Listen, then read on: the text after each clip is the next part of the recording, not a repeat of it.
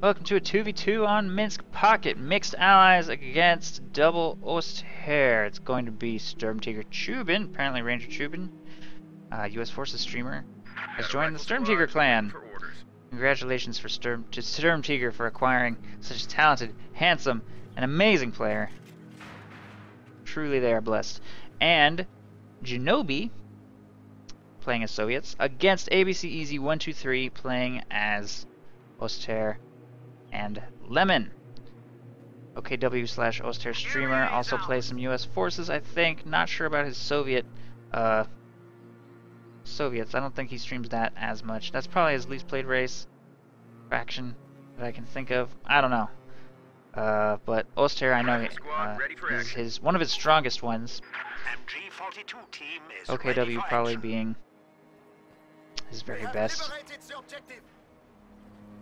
And he is mostly a 2v2 player, primarily, as far as I'm aware. Which would explain why he's going with a double MG42 opening, kind of thing you don't really see in 1v1, works a little bit better in 2v2 when you have a teammate to support you. abcEasy going with double Grenadiers, GenObi going with a very quick mortar, which on Minsk Pocket is probably a sensible thing to do, and he's actually blind countered his opponent here, and has gone machine gun first. Going mortar first is actually going to be quite effective against that. And following up with a Maxim, he's also got himself one squad of conscripts to capture, and his combat engineers are making his way across the left, while Chooban makes his way across the right.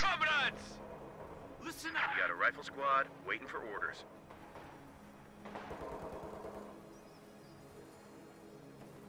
And there are going to be some light engagements here in the center. Neither side really committing, though. You need fire support? The machine guns are going to slowly leapfrog forward. Grenadiers from his teammate leading in advance for fuel. Conscripts in green cover should be able to hold the line. That mortar needs to start firing. Whoa, that was weird. I'm not actually sure what I just saw. It's kind of teleportation magic. I thought that was reserved for Germans only. Mortar repositions, sets up, and will begin firing. There it goes.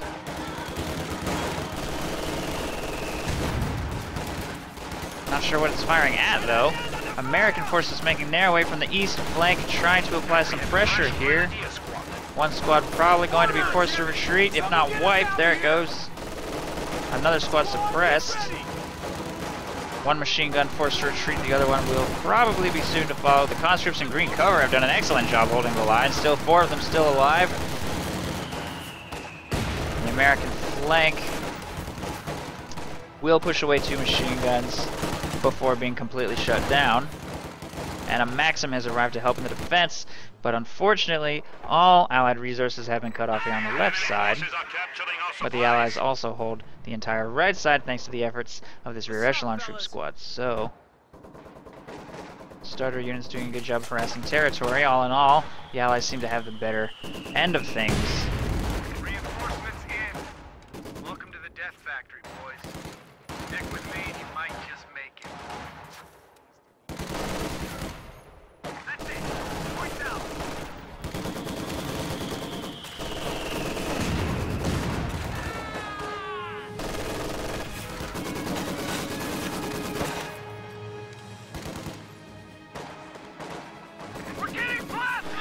Nobody really making any progress now. The battle lines seem to be quite clearly drawn.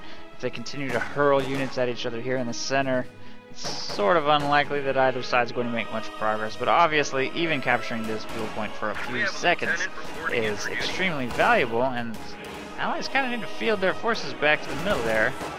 But at the same time, this harassment of the strategic point is going to cut the axis off completely from all fuel assets, so they will both pretty much be in the same position as soon as that happens. It's already been decaptured, and this will be decaptured, so both sides are now completely cut off from all fuel, and the battle for the center becomes less urgent for both sides. Mine's going down here. And there is a demo charge there, but he's probably going to hold off on that. Pioneers are not a terrible thing to wipe, but not that high value of target either. Riflemen attempting a flank over here. There are machine guns set up in various locations causing problems. However, the mortar fire here was successfully able to decrew that MG42, and if it falls into Allied hands, it's going to be quite a thorn in the Axis side.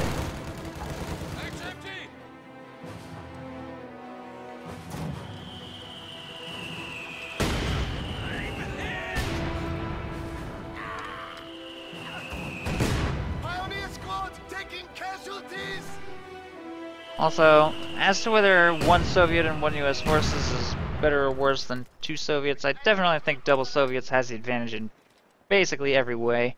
You could argue that having US forces on your team gives you flexibility, but I honestly think double Soviets is more flexible than Soviets US forces, because Soviets have two alternative tech structures that they can open with, as well as just opening which is conscript spam. So they have a lot of different viable openings, and having two Soviets on your team gives you quite a lot of flexibility, and you can cover a lot of bases that way, whereas US forces really only has one opening, which is riflemen. So as far as flexibility, I really feel that Soviets win in that regard. As far as firepower, I would say US forces are a little stronger because they can field riflemen as well as incredibly powerful early game vehicles, and if you feel that that's something that's useful in 2v2, then maybe you could argue that US forces is better, but I really think that double Soviets is basically the best 2v2 combination in the game. And I make that assumption mostly based on the Starcross Cup, and I will admit that that was a long time ago. And since I am not aware of another 2v2 tournament since, there's not a whole lot to base that on at the high level of play, other than just my own observations and experiences.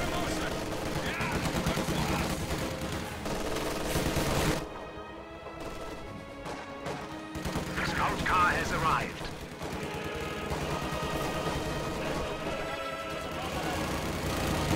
Enemy forces are securing our territory. So GenObi went with two mortars. As Soviets, your mortars not that great, but not bad either. It's a pretty solid standard mortar. It gets the job done. It doesn't really have anything about it that makes it good or special, I guess. Like the Axis mortar has a really high rate of fire, for example. The Soviet mortar is just pretty average in pretty much every way. The Soviet heavy mortar, on the other hand, delivers a monstrous payload that has a pretty good chance of taking out OKW trucks or full squads. This mortar is pretty much just average in every way. Except for the large squad size, I guess, but that's all Soviet team weapons, so I don't know if I would say that that's something that's special about it.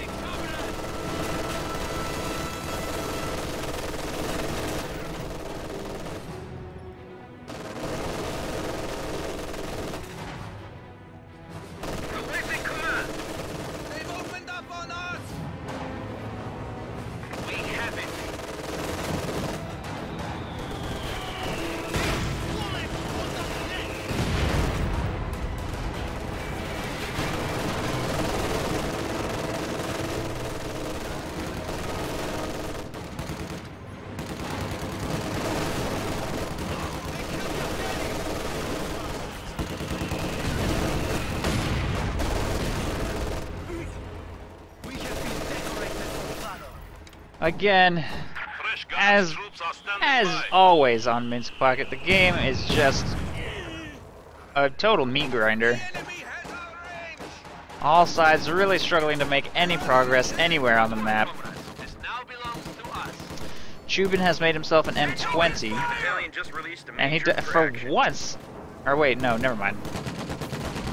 I was about to say for once he didn't go recon, but I got him confused with Beamer for some reason. I don't know why I keep making that mistake. No, not the same person.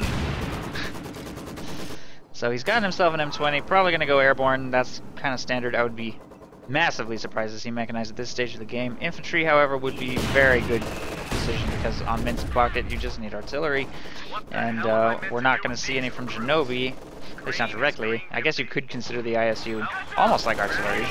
It's an assault gun. And since he's gone mechanized support, the need for artillery is reduced. It's actually definitely, certainly not going to be any huge static defenses this game, since there's no OKW, there's no Pack 43, there's no Oster form of the Pack 43 either, so they don't need artillery that badly, outside of the sense that it's just generally useful on Minsk Pocket to try to brute force your way down these defensive lanes. So there's not a need for infantry company, but it would still be effective in the same sense that airborne would also be good. I could definitely see how both of those could help them win this game, but at the same time, neither of them is going to provide a total solution to the situation that they're in, which is obviously the beginnings of a good old-fashioned Minsk Pocket slugfest. And abcEasy123 has chosen elite troops, which on Minsk Pocket I almost think is a mistake. If the game is going to turn into the slugfest that I kind of think it's going to, a Tiger Ace could put a drain on his economy that he can't afford, especially if something horrible happens and it hits an M20 mine, so could prove risky. In fact, if I'm being honest, I don't think I've ever seen a Tiger Ace win on Minsk Pocket. Even in 1v1s, I've seen Tiger Aces lose on Minsk Pocket, and that's saying something.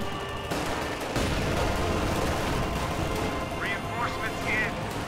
Welcome to the death factory, boys. Stick with me and you might just make it. Deal promotion!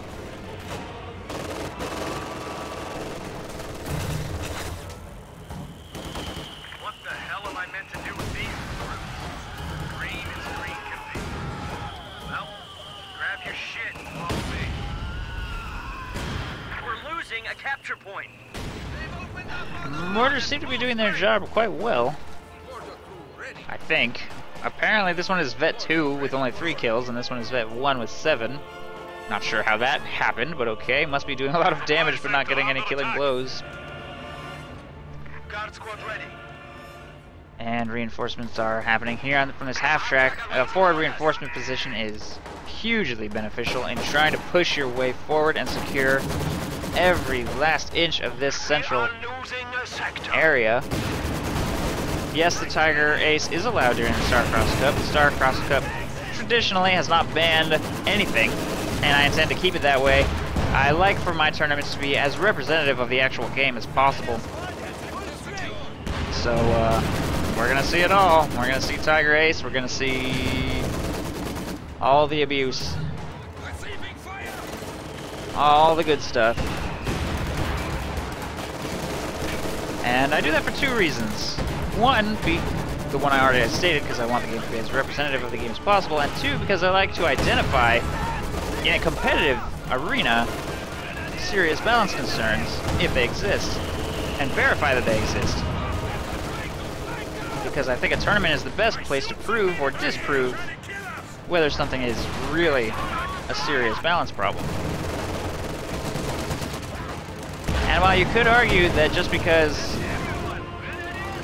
something is maybe balanced or imbalanced at the highest level doesn't mean it's necessarily balanced at other levels, I think the highest level of balance is the most important one.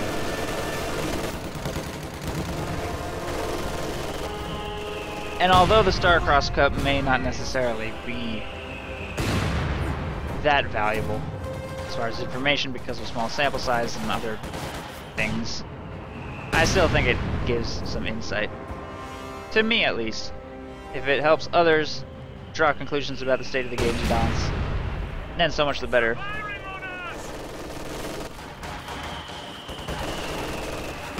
G43s on Panzerschrecks. Interesting choice. I don't know what that's about, but okay. Or not on Panzerschrecks, on Panzer Grenadiers. Strapping a G43 to a Panzerschreck would be even stranger, I think. That would really be a weird looking weapon. And pretty useless.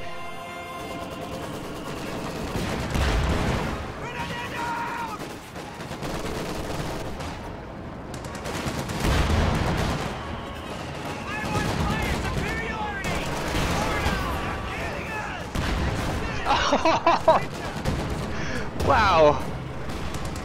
That was an unfortunate round for that. rear echelon troop squad. I've never seen a full squad of allied infantry wiped by an HE shell before. I guess they didn't really have full health, but still, that was painful. Tank support is here. And there is a Katyusha on the field now as well, which is apparently missing everything with its opening barrage. Okay, that's the last one. We had him waiting orders. Scout car is firing on us. This scout car is actually going in on that Katyusha, I guess. If it were upgraded to be a 222, it probably could have suicided and killed that thing. Since it wasn't, it just kind of pointlessly died. Not sure what that was about.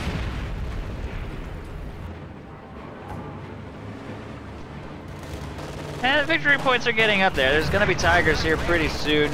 Fuel is looking pretty good. abcEasy should spend it since he doesn't need fuel for the Tiger race, obviously. Why would he? And,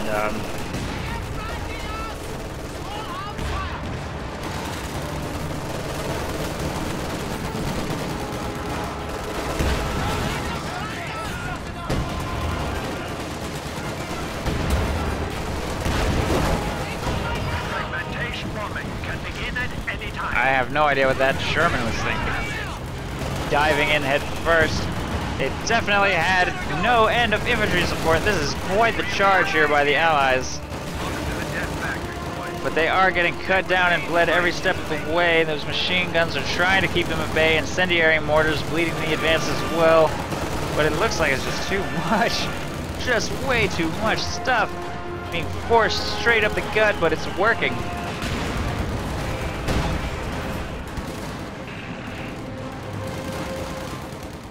So despite that Sherman going down, looks like the Axis may be forced to make an almost full retreat.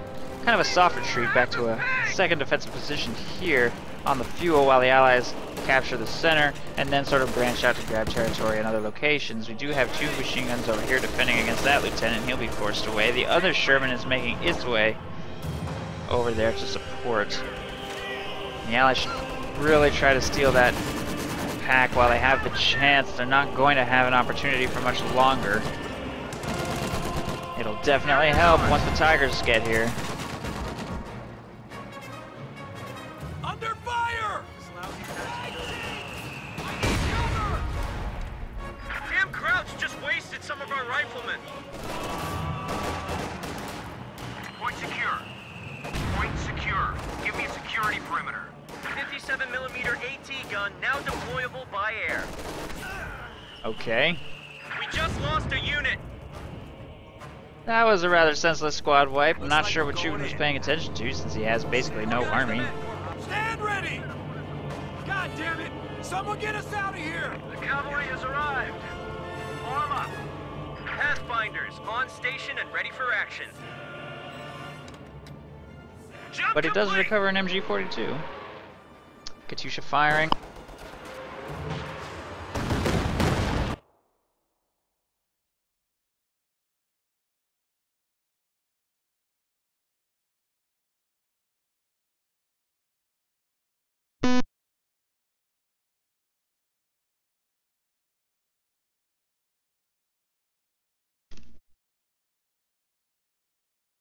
My headphones died. And that will prompt an immediate retreat from these squads, which look like they will take only minimal damage, except for maybe this one. Stray rocket could take him out, but he gets away clean.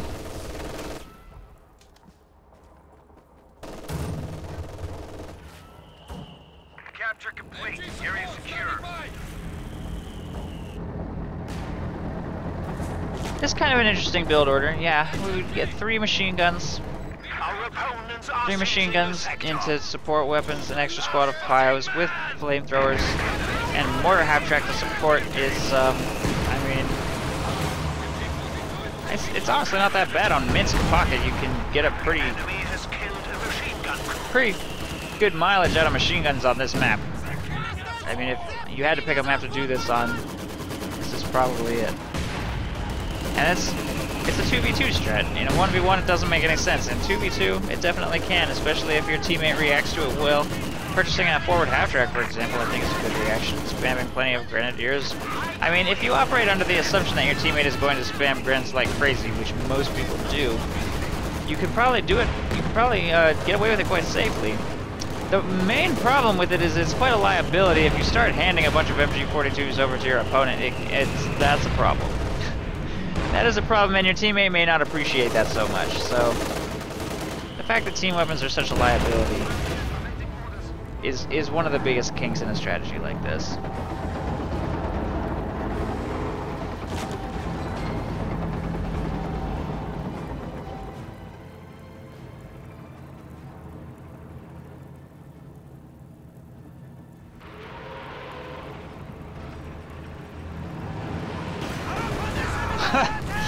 Okay, so much for those guys.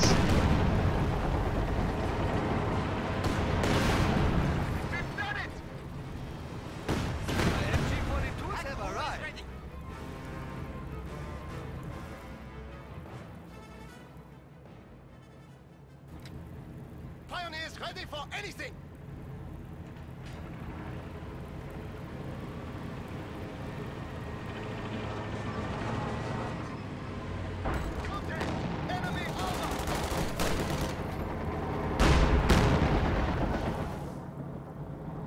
Su-85 has been fielded, as well as the Jackson, so the Allies have prepared reasonably well for Axis heavy armor. The Tiger is on the field, and it's made not much of an entrance. Only 4 kills, and then kind of just sat back rather than diving headfirst into whatever the Allies have waiting for it, which is probably a good move since they... oh, I take that back. I was about to say they have not swept up any mines, but I was wrong. It has a minesweeper here. The M20 mine there has since been swept up, so they have been doing a good job of sweeping up mines, and this is a dangerous plan, considering there's a Vet 3 mortar half-track on the field and a Tiger here. This blob really should not just be suiciding into the meat grinder. Although providing vision for the mortars is certainly going nicely, since they're both Vet 3, they seem to be firing pretty quickly now. Or maybe that's just because there's 2 of them that it seems like they're firing quickly. I'm actually not sure what Soviet mortar pet bonuses are.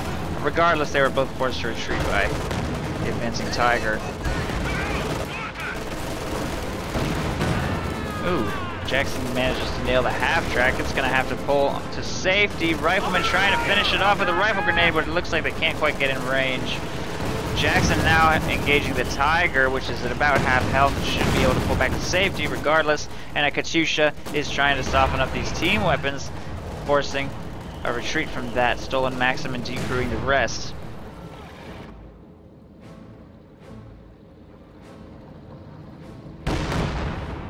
Jackson firing blindly, trying to nail that half-track. Will be forced to pull back for repairs after his Panzerfaust, however. Or not. Paratroopers being fielded again, bringing him to 2 squads, as well as a Pathfinder squad. Pathfinder's not that useful against Osir, in my opinion. Although being able to provide vision for his teammates' Soviet 2 mortars is actually quite valuable. Ready for action. Serial down. Paratroopers ready. Wow, they have taken up quite a wide formation. I have never seen a squad that spread out.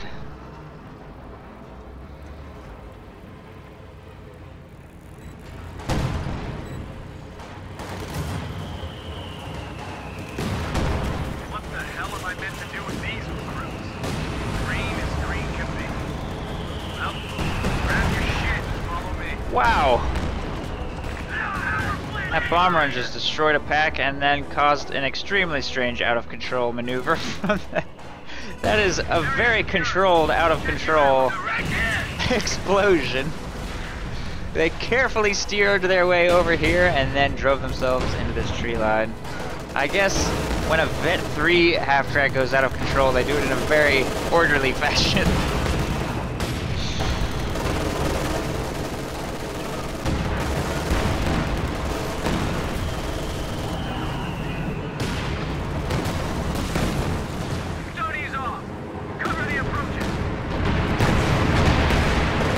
P-47 being called in on the various vehicles, and Tiger, Katyusha also firing in the area.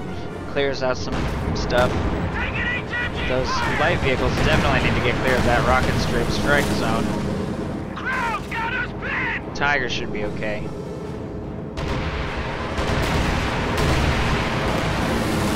Where's the edge of the circle? I have no idea. I don't see it anywhere.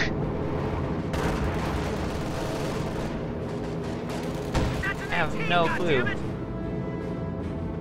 Sometimes it's just really hard to see. Oh, there it is. They really need to make that much easier to spot.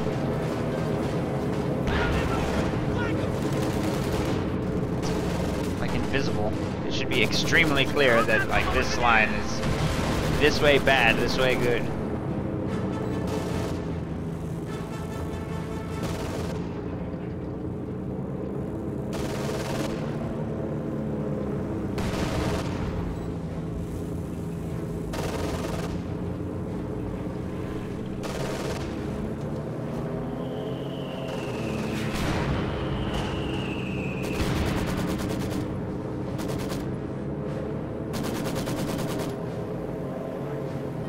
Troopers ready for action. Reinforcements in. Welcome to the death factory, boys. HMG! Get their heads down! You might just make it.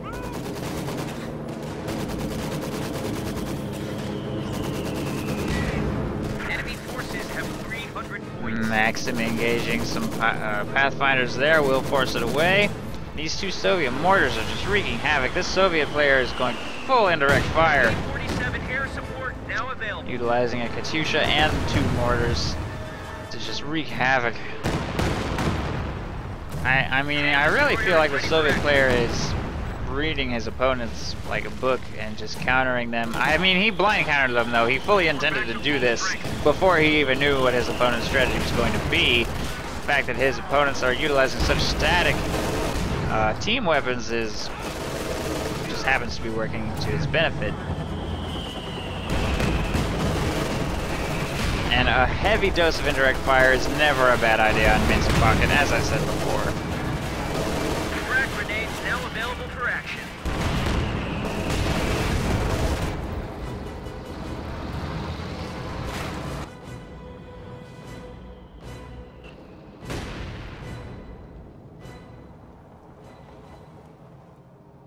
Taking fire! Contact! The capture point is being overrun.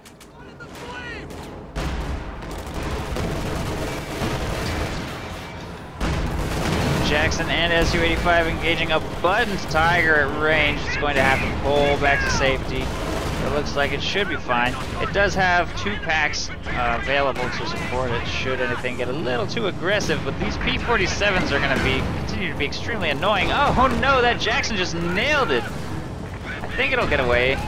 Maybe. Or not. I think that Jackson might have actually hit it again. One of our panzers has been destroyed. It looked like it died before the rockets even hit it, although I'm not actually sure. I'm not sure what exactly happened. Hopefully they'll be able to punish the aggression of those tanks. Yes, they will. One Jackson destroyed as they attempt to pull back. The Su-85 almost doesn't quite make it out either. You should probably be careful with these light vehicles, though. I think they're still in the strike zone. Maybe. I don't know. I can't tell. Because again, I can't see it. They see us! Oh, there it is. Yes, way over here. Also, a Tiger Ace just got fielded. Ready for orders. Under automatic fire!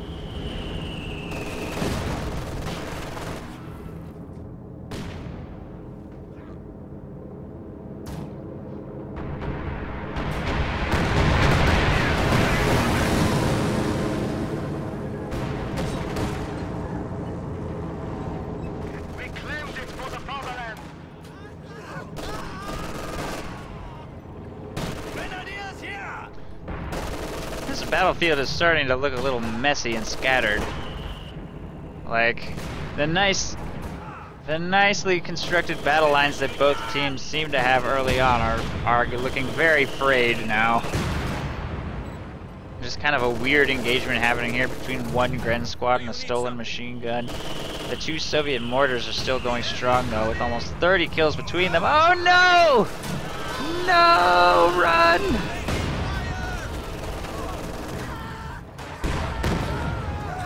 Wow, I cannot believe they just got away. I can't believe he preserved the vet on those things. That was a really lucky break. That's kind of a shame that incendiary mortar didn't finish the job. But, oh well, that's 6-man mortar teams for you, I guess. Very difficult to finish those off.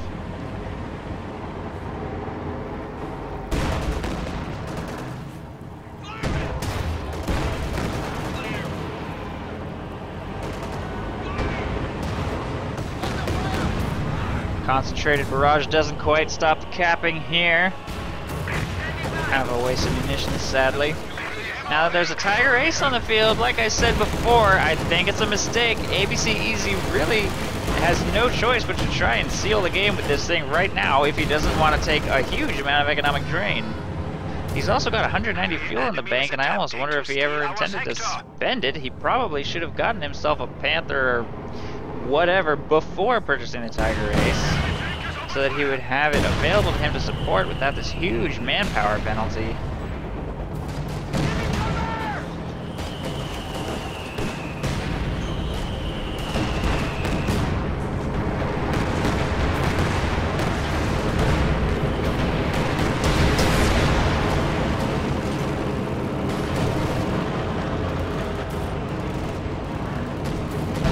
Tiger Ace gets marked in P-47 and takes a huge amount of damage and must reposition.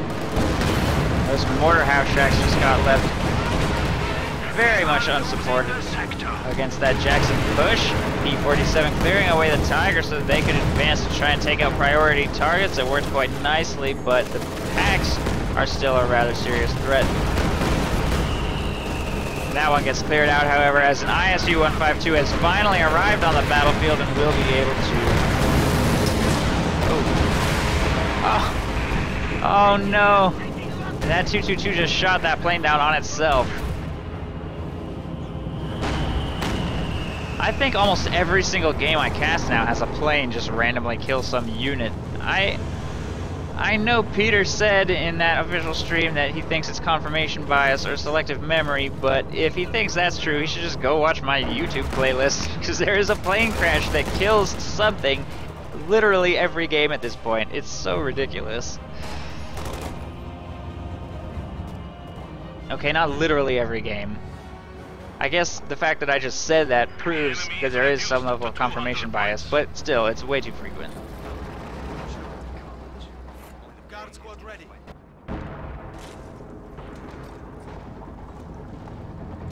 Vehicles can be marked and targeted.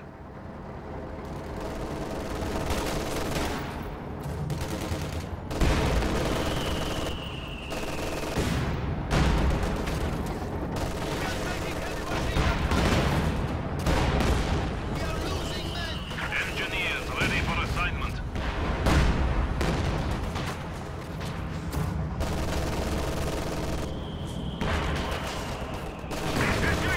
Also, I think it's kind of a flawed argument. I just happen to be reading the chat discussion. I think it's kind of a flawed argument to say that a strategy may not work if your teammate sucks, because I don't think any strategy works if your teammate sucks. If your teammate is bad, you lost. You lost on a loading screen. So that really doesn't really have anything to do with whether or not a strategy can work in 2v2. That Tiger Ace is so fucked. I think, right? Come on, Jackson, finish the job! There it goes. Tiger Ace down. All in all, that's probably a good thing for abcEasy, who really needs to start restoring his economy. That Tiger Ace just puts a horrible dent in your production. You just can't make anything. You have to seal the game with it or throw it away immediately, honestly, if you don't want to just be a complete non-factor for the entire rest of the game. Or you need to already have a pretty full army of PopCap at the time that you call it in, which he clearly doesn't anymore. He has basically nothing. Fielding a Panther now, and he's running on fumes beyond that. Lemon also not doing too great. His Tiger has been destroyed. He's lost a lot of mortar half-tracks. His second Tiger is not doing great, and there are Jacksons hunting it down. Tigers ready for assignment. Maybe this Panther can save it. This turret is rotated backwards because it didn't have prioritized vehicles on. The Panther should be able to hunt it and destroy it. There it goes. But this is the real problem, and the Axis have no way of taking this on now that their Tiger Ace and one of their other Tigers has been destroyed.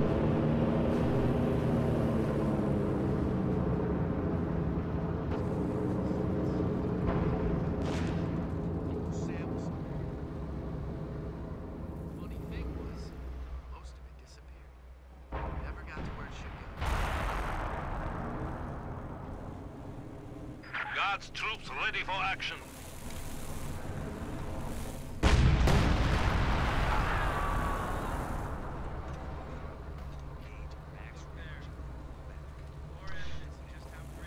I feel like the rest of this game is basically just the inevitability of Axis defeat. I have no idea how they're going to deal with that ISU. The enemy has 100 points remaining. After taking such staggering losses already.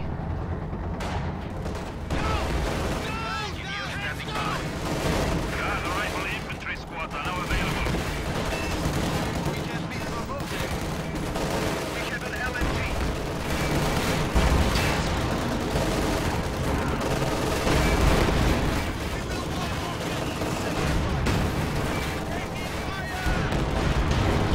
Apparently this Tiger doesn't want to hit this ISU at all.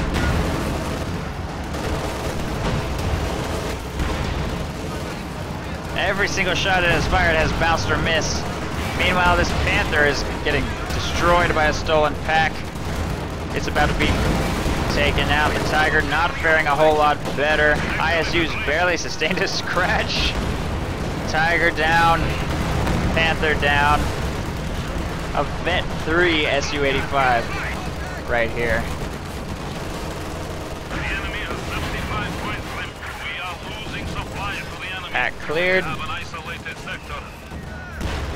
Deploying smoke just for fun.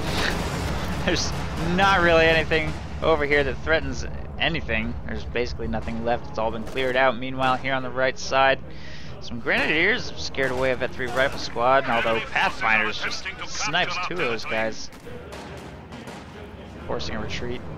Allies will get all victory points under their control, and the Axis will continue their slow and painful loss to the might of the Soviet ISU-152. And marked vehicle in combination with P-47s is so strong. It's pretty ridiculous. I basically think every ability in the game that magnifies damage is overpowered. I really don't like that mechanic at all. I don't think it makes sense for Mother Russia. I don't think it makes sense on marked vehicle. I just don't like it, I guess.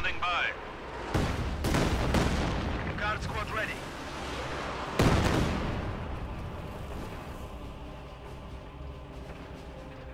The enemy has only 50 points remaining. That's just my opinion, though. I don't know if I think it's overpowered, or maybe I just think it's a design that I don't agree with. But it certainly gets the job done against those Axis heavy tanks.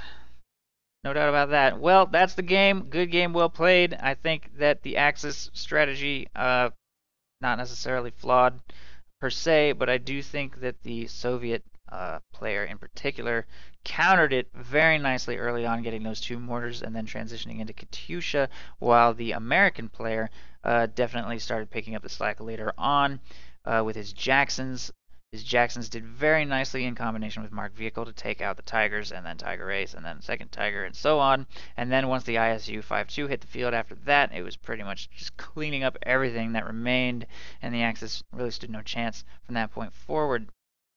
I think Minsk Pocket is a map that hugely favors indirect fire over all else, and while Lemon definitely played into that with his mortar half-tracks, unfortunately, I think due to a combination of just luck and just the way things worked out, his mortar half-tracks just couldn't quite keep pace with these mortars. And one of the dangers of the mortar half-track is that although it does have higher mobility, it also is much more difficult to preserve because you can't retreat it and then worry about it later and reinforce it. You have to be very careful with it, and if it gets destroyed, that's it. It's gone, and it can't be recrewed either. So something to consider.